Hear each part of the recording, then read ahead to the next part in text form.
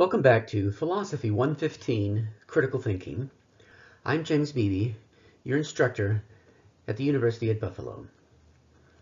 In this video lecture presentation, I'm going to talk about the psychology of conspiracy theories, the psychology behind why people are attracted to conspiracy theories. Kasim Kassam, in our textbook for this course, in Chapter 2, talks a little bit about the psychology of conspiracy theories. But I want to supplement what he said with additional facts and explanations of the psychology behind the attractiveness of conspiracy theories to some people. So when I was your age, when I was in college, conspiracy theories were very much on the fringes. I mean, so much on the fringes that, they just weren't really visible in contemporary culture. Things have radically changed, especially during the last 4 years. We've never had so many conspiracy theories being endorsed from the White House. So Trump has had the authority to appoint various people in intelligence gathering positions and has appointed people. And very early on in his presidency, in an unprecedented manner, refused to take the regular briefings from his information gathering people that are there to work for him. Other presidents have not done this. And instead he watches Fox News and also conspiracy theory websites like InfoWars and Breitbart. And he retweets their conspiracy theories. So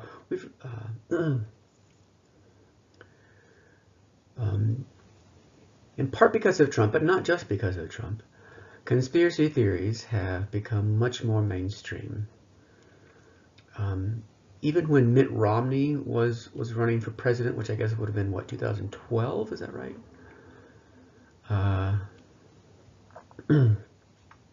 As the Republican candidate, I was really amazed in 2012 at the extent to which Romney and others were saying that they were promulgating conspiracy theories about polls and elections and reliability of elections. Just within this past week, we've seen from Trump, of course, claim that there's a vast conspiracy to commit voter fraud, for which there's no evidence. And of course, commentators at Fox have agreed throughout this past week that there's no evidence of voter fraud. But in any case, we've entered a new era of conspiracy theory politics, and it looks like it's going to be with us for a little bit, even though Trump has just lost the election. And so it's important to understand, I think, it's helpful to understand the psychology behind the attractiveness of these kinds of theories. Before moving on to research from psychologists, I just wanted to mention just a few extra stats. Since Kasim Kassam's book is not stat heavy, it's useful to supplement that a little bit. That's why we've also had other videos from Dave Hahn on some of the most popular conspiracy theories. Dave Hahn's an expert on conspiracy theories who lives here in Buffalo. But here's just some additional stats. I'm not going to worry about the Lee Harvey Oswald thing, but take the third bar here on this screen. The government is hiding aliens in Area 51. 27% of Americans in 2019 think this is true. You can see at the bottom of this slide the survey was taken in 2019. That's ridiculous. That's ridiculously high. That's almost a third of Americans. I mean, okay, sorry, it's closer to a fourth. That's way too many. It's absurd to think that that's happening. 9/11 was an inside job, meaning the destruction of the Twin Towers of the World Trade Center were George W. Bush's doing. He ordered explosives to be planted there to kill Americans.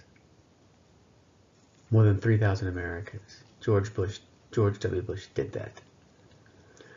That's about a fourth of Americans. Now that's absurd. Okay. So these things are more widely accepted than they should be. And by the way, you get different figures from different surveys because different survey people survey organizations ask the questions in slightly different ways, which can affect the responses of people. But across various different polls, various different ways of measuring these things, I mean, the consensus among these political scientists and sociologists who do these kind of polls is that it's more than half of Americans who believe at least one. Okay. Here's another poll about Roswell, New Mexico, and aliens. Now, in this particular poll, we see 21% instead of a slightly higher percentage on the last slide of Americans thinking there are UFOs that crash landed that the U.S. government discovered and has possibly been hiding ever since. But the reason why I wanted to show this one is, in addition to the yes answers, which the last slide just showed the yes answers, but this one adds in the number of people who just aren't sure. So there's 21% who say yes, that happened, and a third of Americans just a few years ago said they're not sure. So that's 53% of Americans total that don't come down on the no side. That is way too many. There have not been alien life forms in New Mexico. I mean, there's no evidence of any kind. No evidence of any kind for this sort of thing. The 90s were pretty crazy. So Dave Hahn in his video lecture talked about the influence of the X-Files television show in the 90s. It was really huge. Keep in mind, though, it was a different day back then. There wasn't YouTube, Facebook, social media. It was more monoculture, where people in the country tended to watch all the same thing instead of being broken up into lots of different pockets on lots of different cable channels and lots of different social media sites. We weren't broken up into separate viewing publics. It does seem that this show did have an impact. So take a look at these stats. Aliens have contacted humans, 64%. That's 2/3 of Americans. That's just crazy. Aliens have abducted humans, especially in the 80s. That was a thing. 80s, people would report being abducted and probed by aliens, and they always probed the orifices of their abducted humans. That was always part of the story. Thankfully, I don't hear stories like that anymore.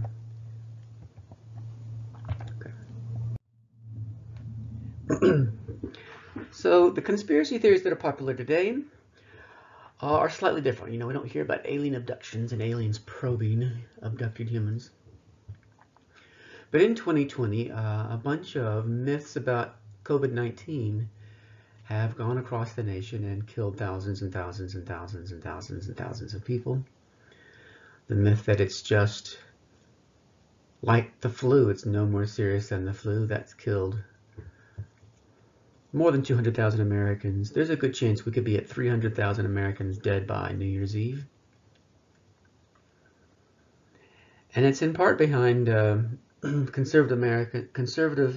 conservative Americans' consumptions of conspiracy theories, where they reject the official stories of infectious disease experts and listen to Joe Rogan,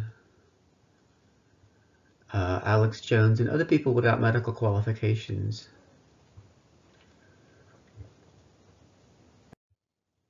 So here's just a chart comparing the U.S. and sort of other countries. We're the green trend line, which I added 3 red arrows to, just so that you can see early on, along about April, you know, we're an outlier from the rest of all these other countries. These are not all the countries in the rest of the world. And then you look at the beginning of November, where we are now, and you see we're just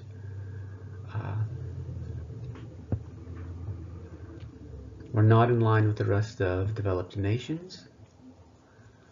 As I'm making this lecture, it is November 8th, 2020, and we just continue to set records.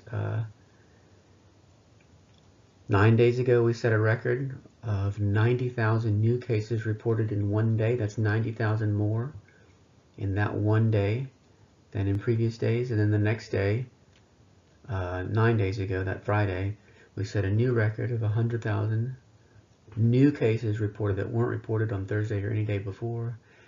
And then we've continued to set more and more new records all during election week, around 120,000 new cases each day.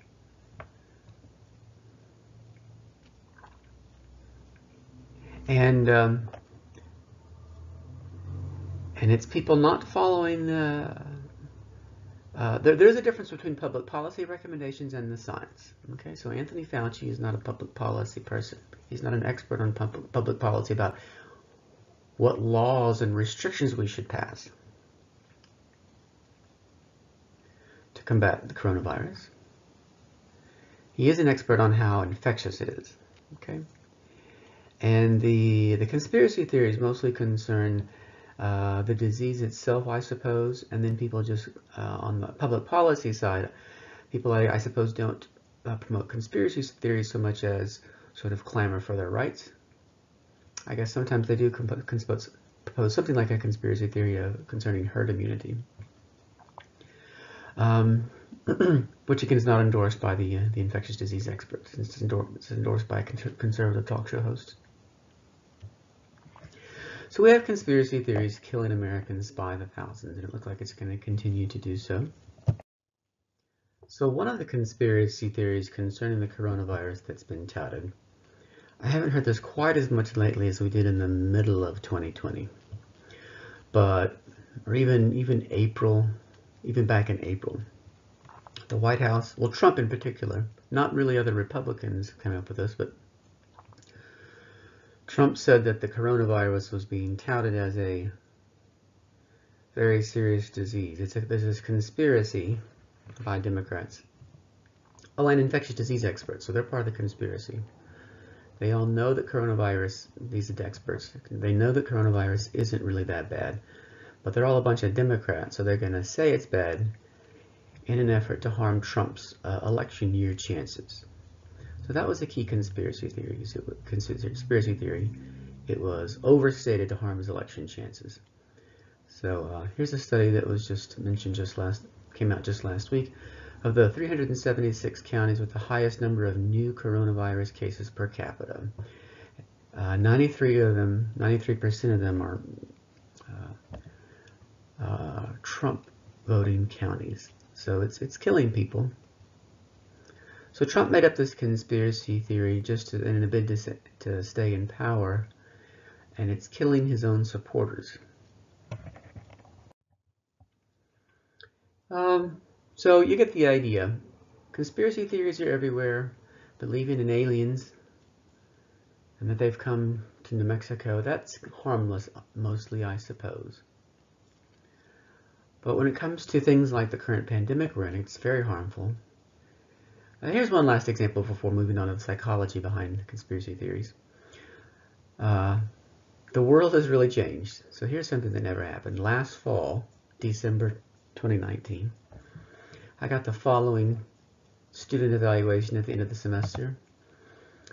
This woman said, Dr. Beebe is a disinformation shill and should be fired. So I think not everybody is familiar with the word shill. A shill is someone who's a paid spokesperson, a paid expert witness. They don't believe a word they say. They say things only because they're paid to do so. And I mean, a disinformation shill is someone who just tells lies, not accurate, reliable information, but information they know to be false. Not that happens to be false unbeknownst to them, but they know to be false. So that's me, she says. I am paid by UB to promote disinformation. Now, why would she say this? Well, she believes the Earth is flat and wrote about this in her papers for that 300 level course I taught last fall, and she believed the moon landing never happened. And in my comments, as I was grading her paper, I commented on how, the Earth's not flat and the moon landing actually happened. And it's for saying things like this that she called for me to be fired. I'm not going to be hired, but I'm not going to be fired, in case you're wondering, for believing that the Earth is round. But the world has changed. So it's important that we understand what's going on in a lot of people's thinking concerning conspiracy theories. So Qasim Qassam goes through a few things in his book, particularly in chapter 2, on why people produce and consume conspiracy theories. He mentions part of it is big business.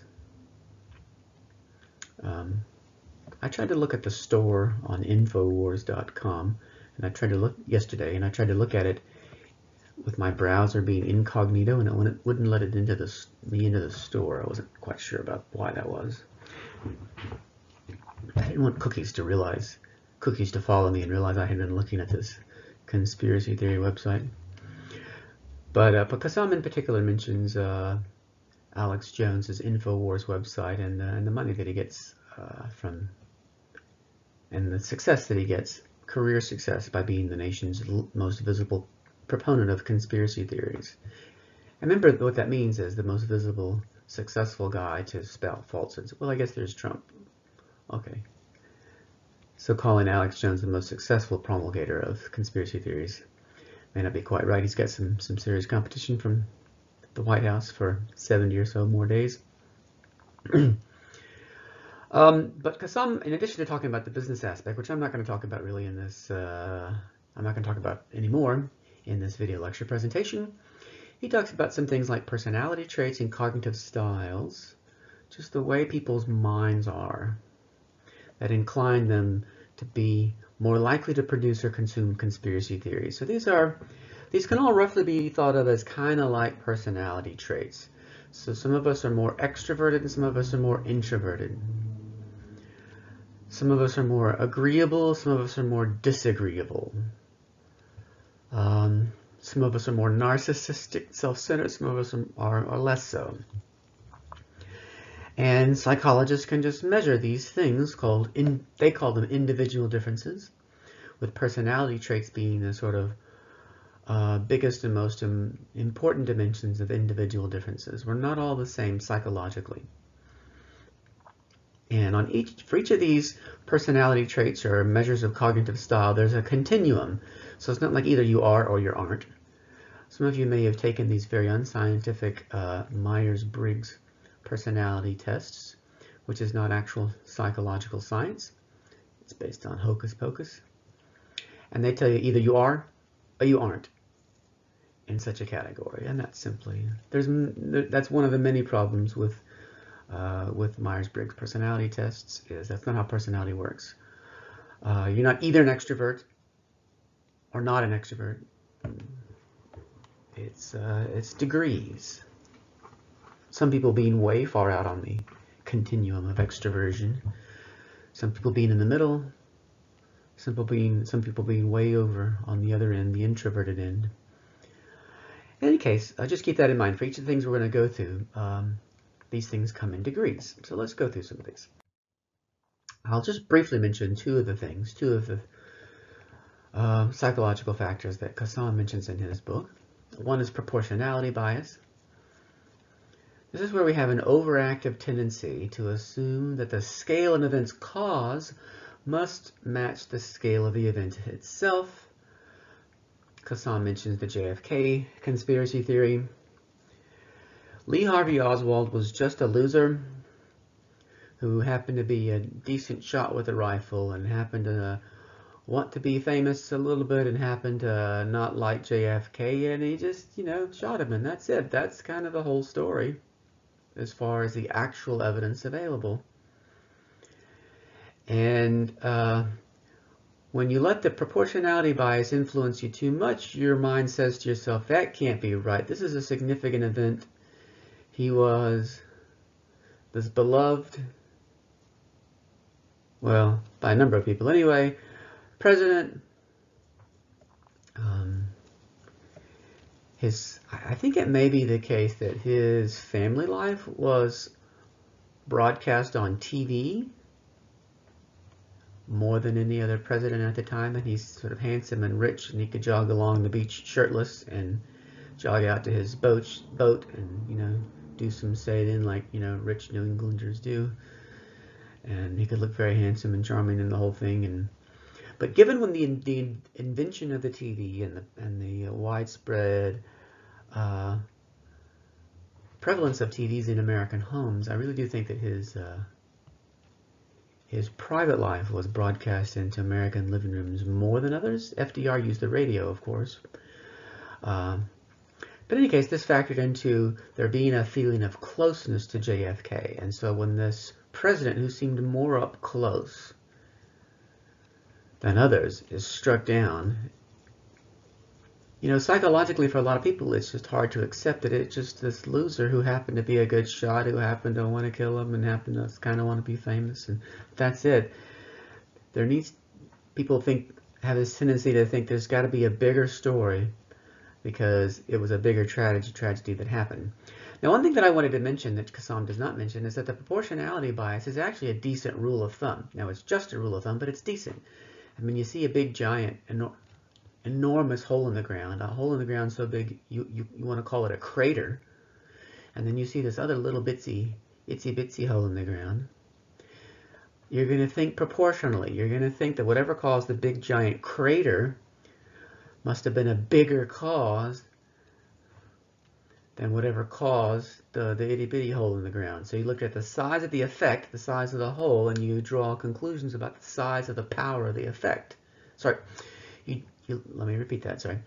You look at the size of the hole, the size of the effect, and you draw conclusions about the size of the cause, how big and strong the cause must have been. And that's the right thing to do. It must have been something with more force, a bigger force, that caused the big crater than that caused the itty bitty divot in the ground.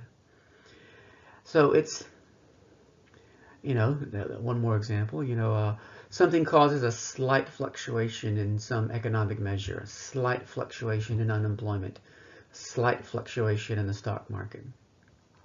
Compare that to a situation where there's this enormous fluctuation in unemployment. There's this enormous hit to the stock market. Well, in both cases, because you see a bigger effect, you're going to need a story that hypothesizes a bigger and more powerful cause.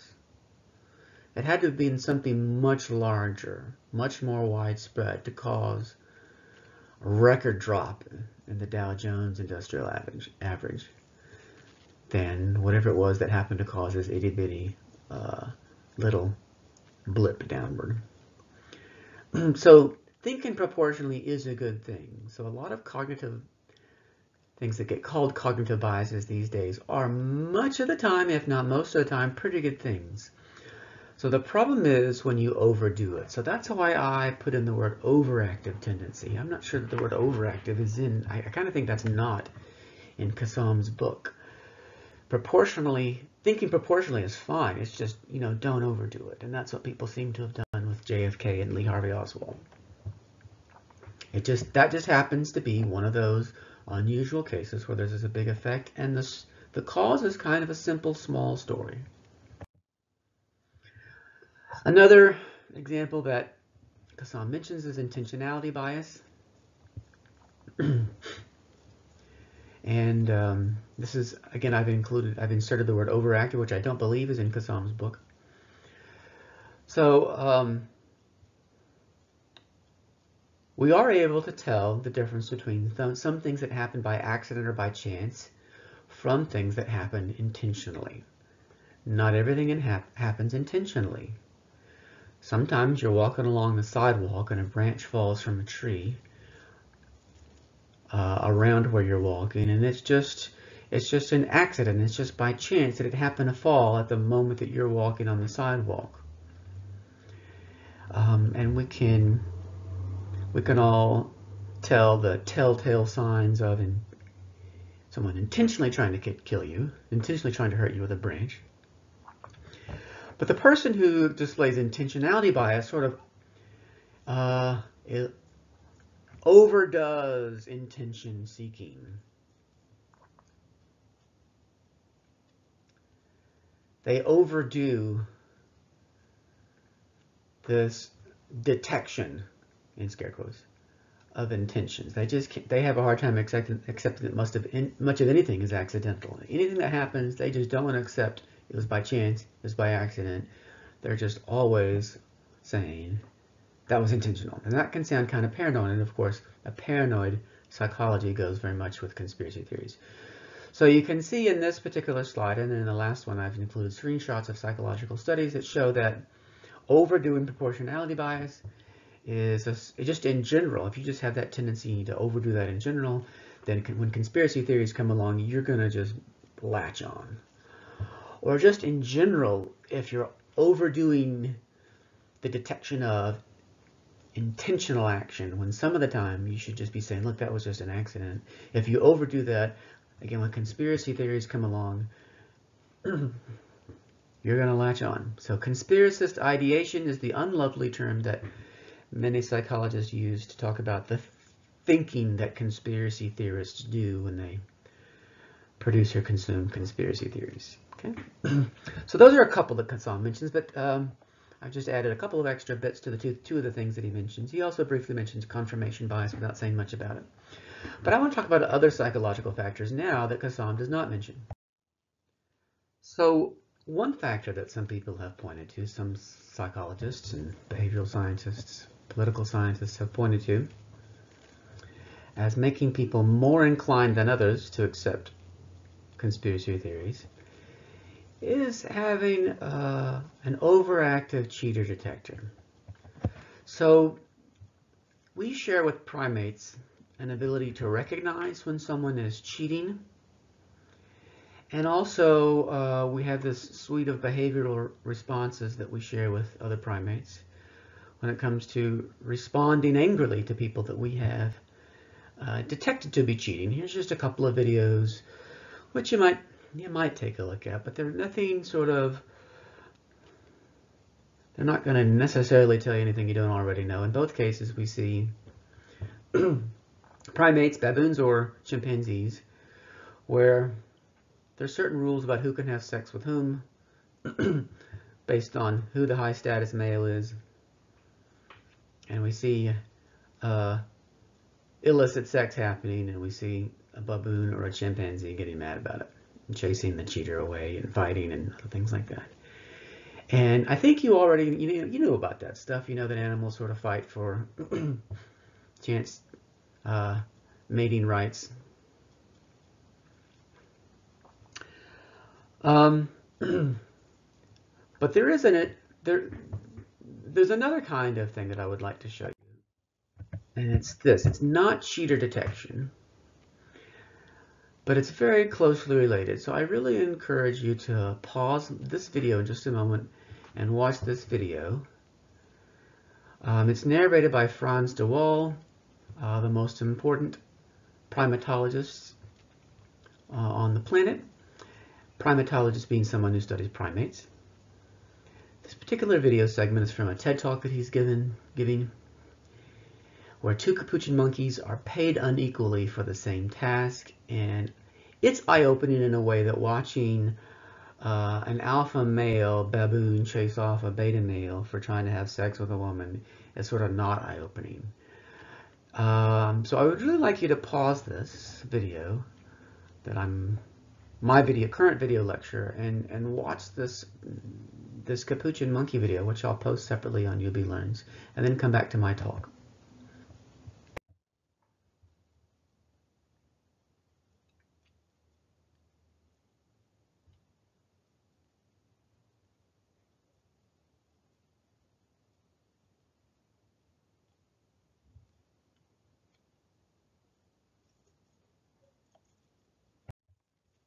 So what we see with this video, with the capuchin monkeys, is a psychological or cognitive ability to reason about inequality, unfairness,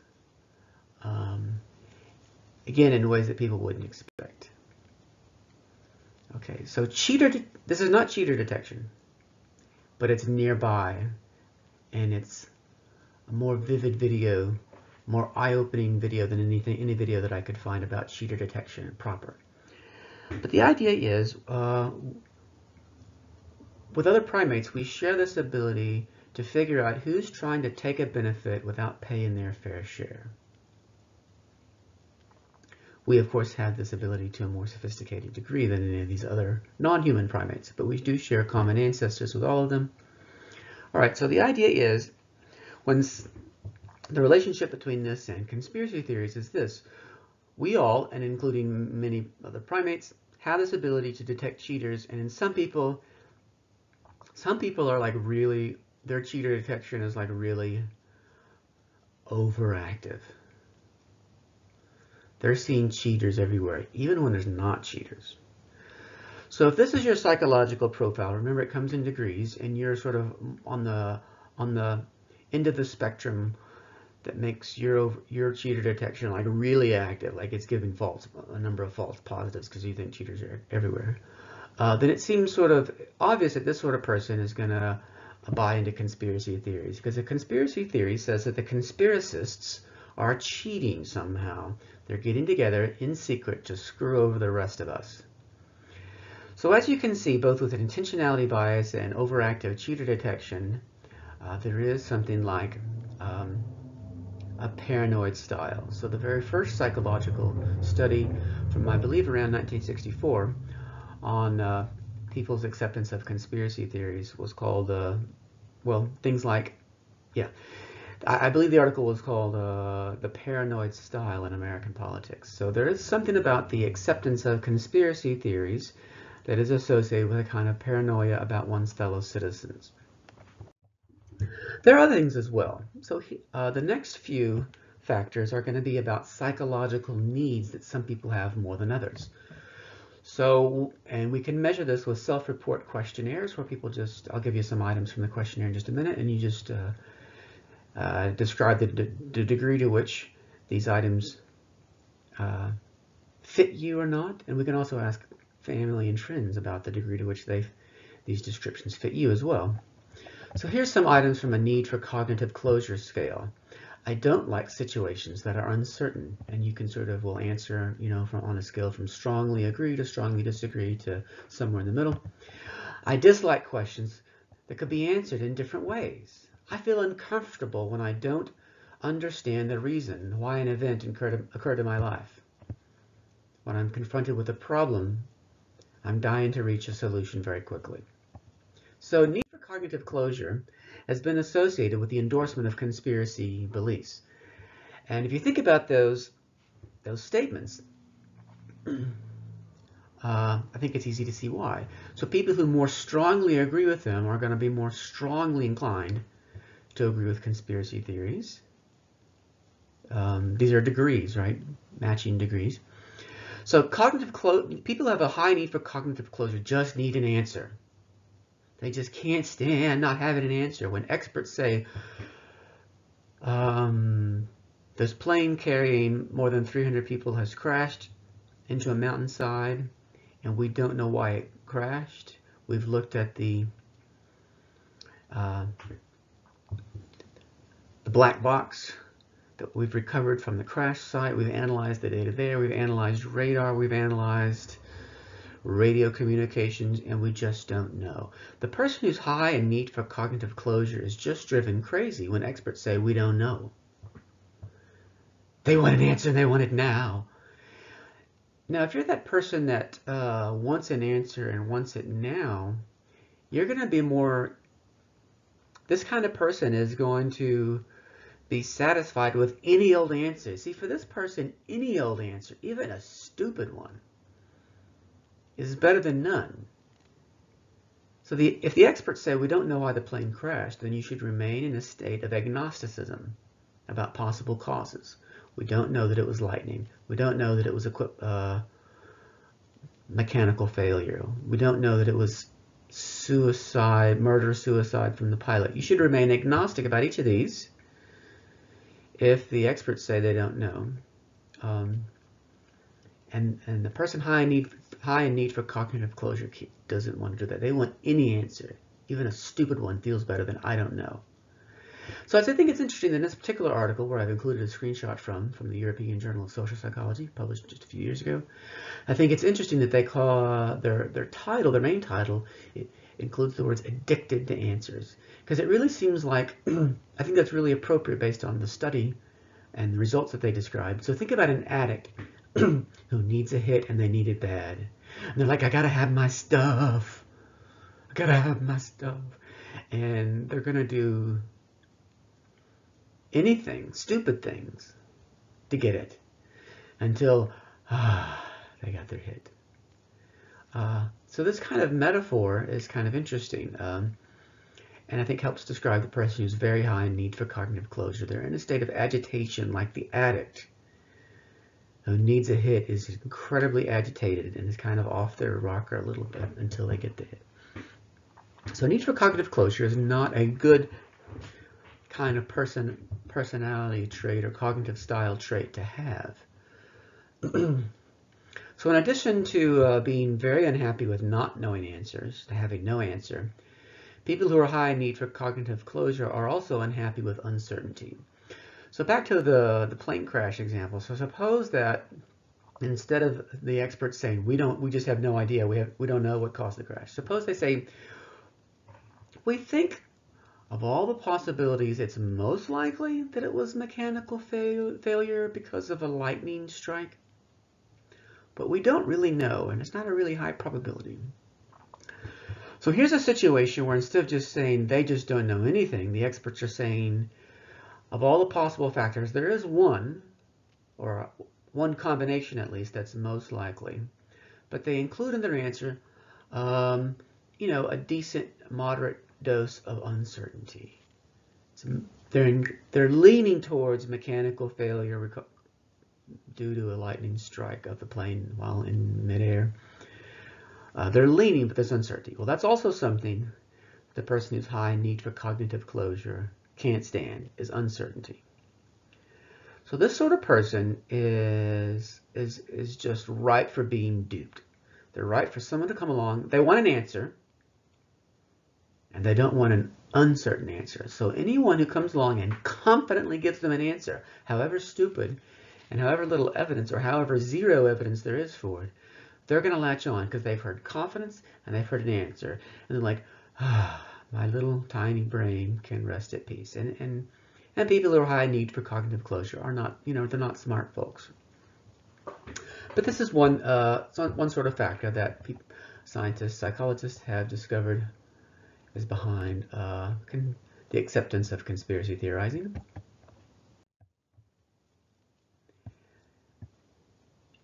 Another psychological need is this thing called the need for uniqueness. So here's, like with the previous one, this social psychologists measure this psychological need with a questionnaire instrument. So people, here's just a couple of items from the questionnaire. Being distinctive is not at all important to me, slightly, moderately, very, extremely important to me. That's one item. Here's another item. I intentionally do things to make myself different from those around me. Never, seldom, sometimes, often, always. Okay, well, it turns out that need for uniqueness is also associated with conspiracy beliefs. Okay. By the way, with each of the studies that I mentioned, where I'm including a screenshot, it's not just that there is this personality trait we know about, and people hypothesize, guess that it's associated with endorsement of conspiracy theories. Now, each time I include this little picture like this from like the European Journal of Social Psychology, I'm including a snapshot there of a study that, on the one hand, measures the psychological trait, on the other hand, gives people questions about actual conspiracy theories and notices, and they analyze their data and see a correlation between the two. So these psychologists aren't just guessing that they're not just theorizing, hypothesizing that there's a connection between these psychological traits and endorsement of conspiracy theories. No, they found actual evidence. They found confirmation, real data showing that. So here we see this again. People who are very high in the need for uniqueness are more likely to endorse conspiracy theories, because conspiracy theories are kind of a special knowledge, right? So you may not know this, or you might, but conspiracy theorists tend to call everybody else who buys the consensus opinion sheeple. I believe it's conspiracy theorists that are responsible for the word sheeple being in my vocabulary, and maybe other people's as well. You're like a stupid sheep that's just following the leader. And there's two things that conspiracy theorists tend to say. One is follow the breadcrumbs, which I won't really get into right now, but the other is wake up, sheeple. That's the most common thing you hear from a conspiracy theorist, and it makes them feel special to believe in a conspiracy theory that's different from the beliefs of everyone else. They know the real truth. Okay. Now, of course, like with these other psychological needs that we've seen, having these needs to a strong degree is very likely to just lead you astray, lead you to having really stupid beliefs about the world. Having these needs to some degree is okay. I have a need for uniqueness when it comes to fashion. Okay, that's fine. It's not a problem. Okay, I have boring hair. Yes, I know that. I got to work on that. But when it comes to the rest, my fashion, I like being unique.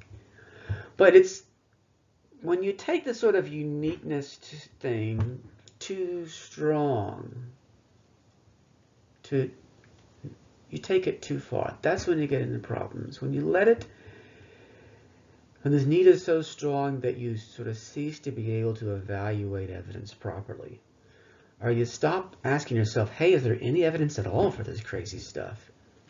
Trump keeps saying Biden won for voter fraud. There's no evidence for that. Are you going to believe him? So even conservative media outlets, all during election week, Fox News, commentator after commentator on Fox News, which is Trump's propaganda television station, even they say there is no evidence of any kind for voter fraud. So are you going to buy that? You need to ask. Okay. Having some of these needs to some degree is okay, maybe, I suppose. But it's when they get in the way of your ability to sort of impartially, objectively analyze evidence that it becomes a problem. Another kind of need is this. So here's a book of someone's, as you can see from the subtitle, someone's journey into the conspiracist underground. Truthers, birthers who don't believe that Obama was an American citizen, anti-vaxxers, all sorts of stuff. One of the lessons from this book is that, in this person's opinion, Jonathan Kay, that the most ardent believers are losers and failures in life. So again and again, people who are strongly attracted to promote these things have failed, and they feel about themselves and about their lives. They feel like crap about themselves. And maybe rightly so, because they are losers and failures. And conspiracy theories give them a chance to feel good about themselves. So this is, again, a psychological need. So you see, everyone else out there, the sheeple, think that terrorists are responsible for the World Trade Center buildings being collapsed and a few thousand Americans dying, and so on. But these people can sort of feel less like a failure when they can say to themselves, I am one of the few that knows the truth about what really happened. It gives them a chance to feel better about themselves. You can see that this is connected very closely to need for uniqueness. It is their need for uniqueness, and that drives them to latch on to this unique knowledge that other people, the sheeple, don't have. And they're trying to make up for something in their lives, the fact that their lives are crap. As you can see so far, and I'm not done yet, the psychological profile of the person most strongly inclined to endorse conspiracy theories is not a positive one. And this is overwhelmingly the case. I'm not cherry-picking the studies that make them look bad and ignoring the studies that make them look good. There just aren't studies that make them look good. It just, there just isn't a way to do that. Remember our old friend, the conjunction fallacy, Linda, possibly feminist bank teller, remember that? David Manley talked about this. I mentioned this in a previous video lecture presentation. So a bunch of people are inclined to think that it's more probable that Linda is a bank teller and an active feminist. than that she's just a bank teller or just active in the feminist movement, and this is mathematically impossible. That was one of our lessons about the probabilities of conjunctions, and really maybe the only lesson about the probability, well, one of the only lessons about the probabilities of conjunctions that I focused on. So psychologists have looked at the tendency of people to fall prey to this fallacy and their tendency to endorse conspiracy theories. So here's one paper in another journal of psychology that's discovered this. In the title, you'll see paranormal beliefs, but they also studied not just paranormal beliefs, but people's willingness to endorse conspiracy theories. And they found that the more likely someone is to fall prey to the conjunction fallacy, the more likely they are to believe in conspiracy theories. And the reason for why that is goes like this. So there is something about the Linda story that does seem like her character kind of fits. Like there's something, a feeling in your gut, a feeling that's kind of intuitive that says, yeah, man, she seems to fit the description that says she's both a bank teller and a feminist. But even if that's true, you need to reason, okay? So it's okay to have feelings about things, boy, it just seems like things ought to be a certain way. That's fine to feel that way intellectually, but you got to reason about those feelings too. And so when you reason about the Linda case, you should see that it's mathematically impossible for it to be more probable that she is both a feminist and a bank teller than that she's a bank teller. That's impossible. Okay, so people who are less likely to reason about the probabilities of conjunctions are going to be more likely to believe in conspiracy theories, because conspiracy theories are giant conjunctions of improbable, implausible things. Conspiracy theories are rarely simple, so the very first picture I showed is of the stereotype of the conspiracy theorist, where they've got some bulletin board and they've got newspaper clippings that they've used thumbtacks, push pins, and they've attached the bulletin board, and they've connected each push pin with a piece of yarn to weave together this tail that weaves all the pieces together. So conspiracy theories always weave together lots of different pieces. Okay, weaving together lots of different pieces involves conjunctions, lots of different pieces. And each piece that the conspiracy theorist appeals to is something that the consensus of experts says is simply not the case and is simply false. Is it 100% for sure that the experts are right? No. It's, 90, 99, 95% chance that the experts are right. Not a guarantee. That means it's possible for the experts to be wrong about each little thing that appears as a pushpin item on the conspiracy theorist bulletin board. But think about what happens when you have a conjunction of lots of little improbable things, right? Each little bit that composes the conspiracy theory is improbable and goes against a strong consensus. A conjunction of improbable items, a giant conjunction of lots of items, results in an overall item whose overall probability is just vanishingly small. That's the central lesson about the probabilities of conjunctions. The more items you conjoin together, the less probable the whole is going to be. And the less you're able to appreciate this and see this, then the more likely you are to believe in conspiracy theories. So again, it's not a positive picture, but this I thought it's interesting to mention this because it goes back to some of the material that we went with, that we covered with David Manley. We covered a slide that looked a lot like this. Even when you have kind of probable individual items and you can join them together, they result in a far less probable conjunction. The conspiracy theorist begins with improbable individual items, then conjoins them, and then things just get even more improbable and unlikely. Something else about the people who fall prey to the conjunction fallacy is this. Because they have connected so many individual items, it gives them what psychologists have called an illusion of explanatory depth. it makes them feel smart and insightful and wise and kind of intellectually deep. When it actually shows them to be dumb. They don't realize how improbable their conjunction of improbable events is. They're just radically unlikely to be right. And yet they're very confident that they're right, so they're kind of stupid to the point of being loopy in the head. But that's not how they feel. Because they're able to weave a complex story together, they feel like, ooh, I have this explanatorily deep view of the reality. And it's an illusion. So the more likely you are to fall prey to illusions of explanatory depth, the more likely you are to endorse conspiracy theorists, conspiracy beliefs, as you can see from the title of this article. By the way, some theories really are explanatorily deep.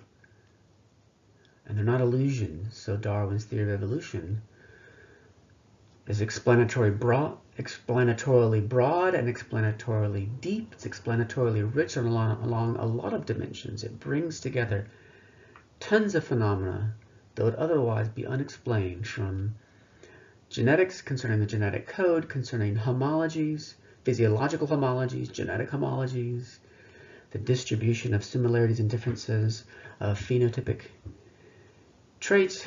I mean, there's just so much that it weaves together that the explanatory breadth and depth of Darwin's theory of evolution is not an illusion, it's for real. But some people are unable to sort of distinguish between when you've been given sort of real explanatory breadth and depth and when you've just been given an illusion. And the less able you are to distinguish between the real and the illusory bit, well, the more likely you are going to be duped by conspiracy theory beliefs.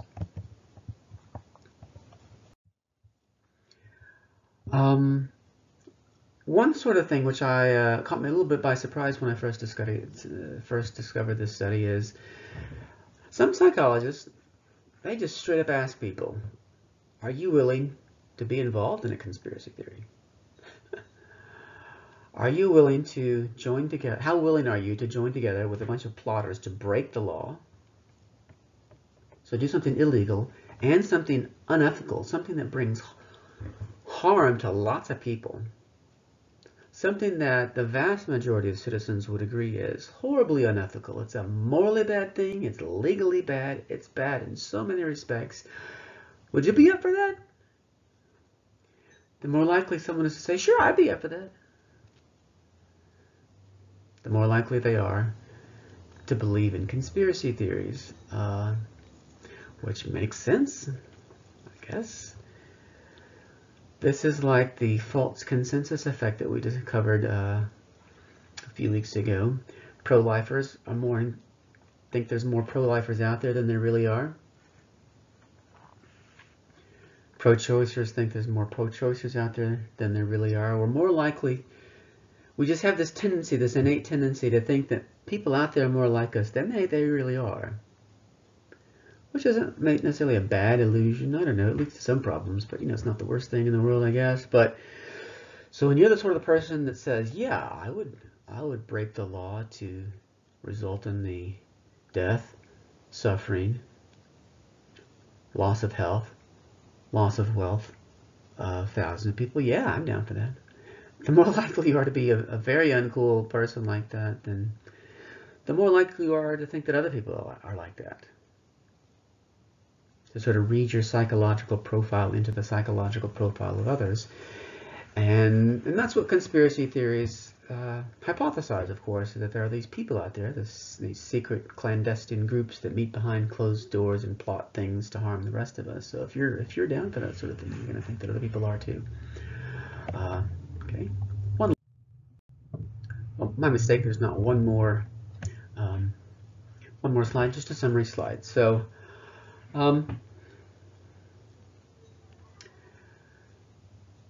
So the psychological profile of the person most likely to endorse a conspiracy theory is quite negative. They're just not that bright, and they're kind of paranoid. And morally, they've probably got some issues with their morals. Now, those are the people that are most likely to endorse a conspiracy theory.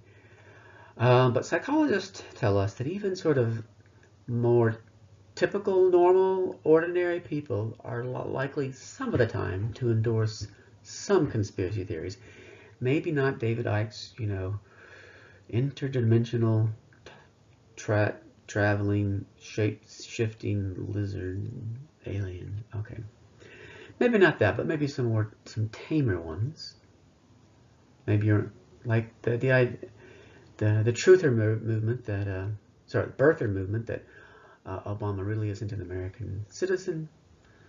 You shouldn't believe that because that's not where the evidence lines up. But it's a whole lot tamer than interdimensional shape-shifting lizard aliens. But for the person, the more ordinary person who may some of the time be inclined to endorse some tamer conspiracy theories, this kind of person, which includes maybe you and I, we need to ask ourselves, am I really believing this on the basis of evidence? So think about this with all the beliefs that you have. Think about this from this past week if you're inclined to think that there's voter fraud. Ask that. What's really driving if you're inclined to think that there's voter fraud, that Biden didn't really win, that Democrats cheated, they stole the election, ask yourself what kind of hard evidence from actual election commissions, actual FBI or other police investigations you're basing that on. And ask yourself, are you just basing this on your hatred of the Democratic Party? Are you just basing this on your sort of, I don't know, feeling of wanting to be contrarian?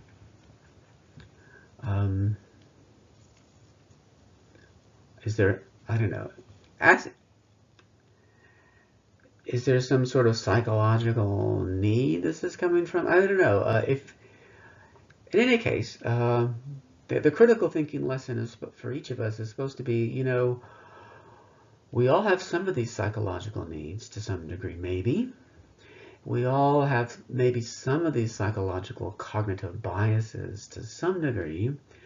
And when we're tempted to believe a new theory, especially one that's an alternative, one that's sort of off the beaten path a little bit, it's not the majority opinion, ask yourself, from what kind of psychological place are you coming from as you're opening yourself up to this theory? Is it a good place? Are you really evaluating soberly the evidence, or is it coming from something else? And maybe some of the time you might decide about your own self that it's not coming from the best place. At any case, we should think about this in ourselves and others. So this concludes my discussion of the psychology of conspiracy theories.